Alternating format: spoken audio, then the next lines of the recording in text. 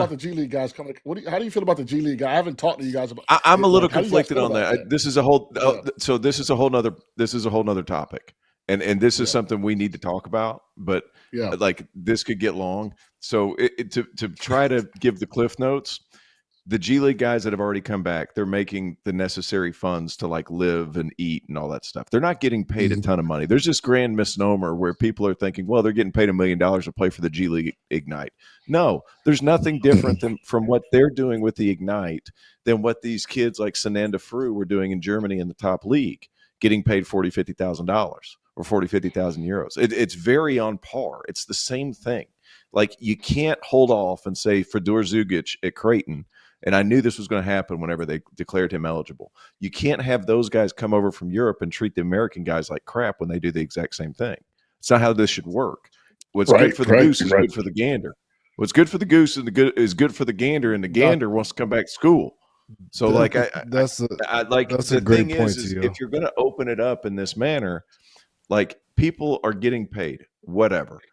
But like the thing is if they're inside their window, and they're only getting paid necessary expenses, like I don't see the problem of them coming back.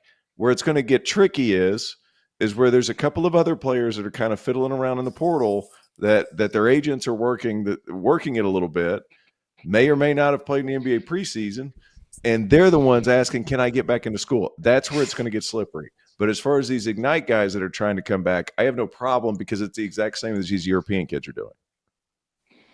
Does that make sense? I agree.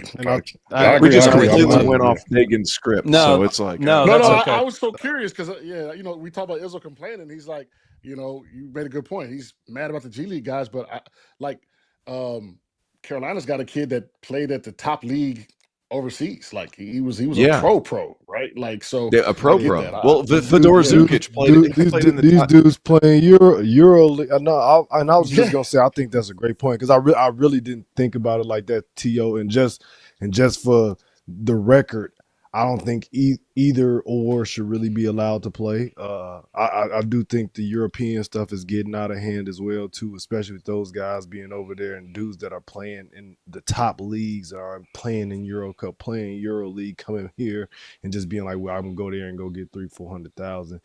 I thought you made a great point just saying like how you allow these guys to do it and then kind of just wipe the floor with the American guys as well too. But I mean, I'm against it just because I feel like it's a different lifestyle more than anything. And hence, and you'll be able to kind of speak for this, T.O. as well too. It's like when we were in college, it was a different set of rules. Like you had to go to class, you had to go do this and whatever other requirements you had to do. When you're playing overseas in a professional league, when you're even with the G League Ignite, you have different resources and a different schedule than these guys have. That's my biggest thing, is that we kind of move the needle as far as like what are the requirements, what are you doing, whether he's getting paid, whether he's not getting paid. I don't think that's the biggest issue. It's just like, man, these kids are required to get up and go to class every day. They got to go to study hall. They got to go to weight training.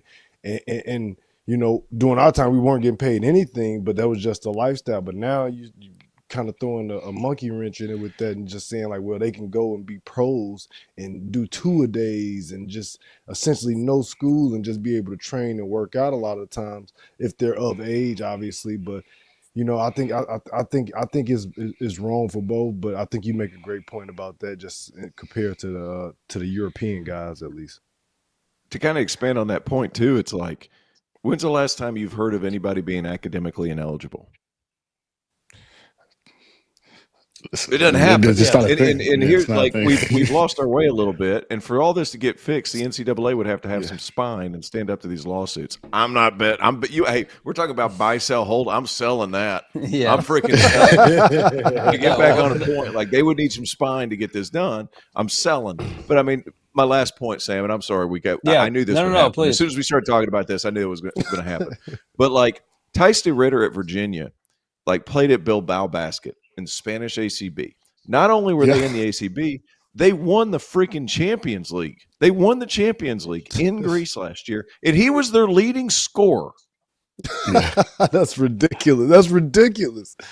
And now he is considered a freshman at the University of Virginia. He's a freshman. And here's the thing.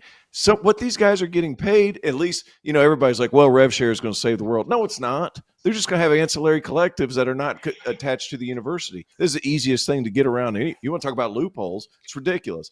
He's never going to see the money. Excuse me. He's never going to see the money in Europe that he's going to make over the next 4 years. Book it. Like guys in Europe, there's a lot of bread and water contracts over there, boys. A lot of bread and water contracts. No. They're not touching $500,000. Yeah, not touching $500,000. Can we get back to buy, sell, hold? Dude, you got me fired up. Also, the foreign kids. Hey, the foreign kids, do they not look so comfy out there? They look comfy out there, boy. Dude, just so comfortable and emotionless. They look so comfy out there. Like the kid of Carolina. This is I'll let Luka Bogovac. When he got out there his first game, it looked like he had been in Carolina for 3 years. He was smooth, no butterflies in the ding dong. He was John. They going from people in riot gear and throwing batteries at them to college. Like it's a walk in the park.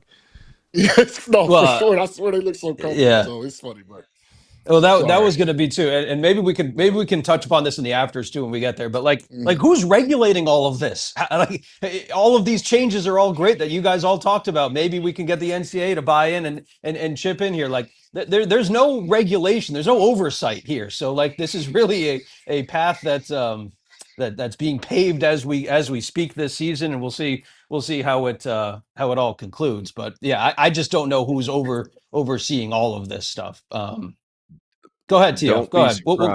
Don't be surprised if there's a guy who's played NBA games who comes back to college. No way. Makes an effort to come back to college. Don't be surprised. There is one player in particular. Just don't be surprised.